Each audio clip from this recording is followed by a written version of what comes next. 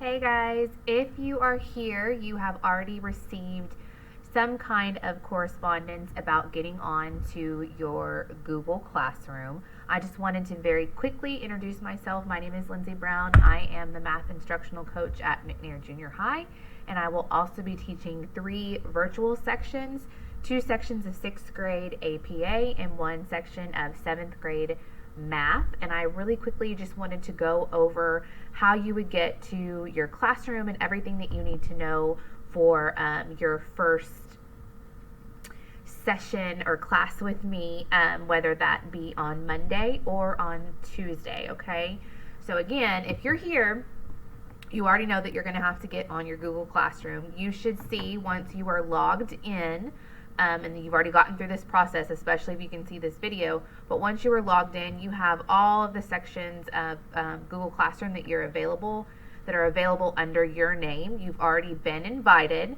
so you either have entered the code up here with the plus sign, or you have accepted the invitation that I have sent you. So there's 2 different ways that you can get onto the classroom. Okay, once you're on the classroom, it will look like this.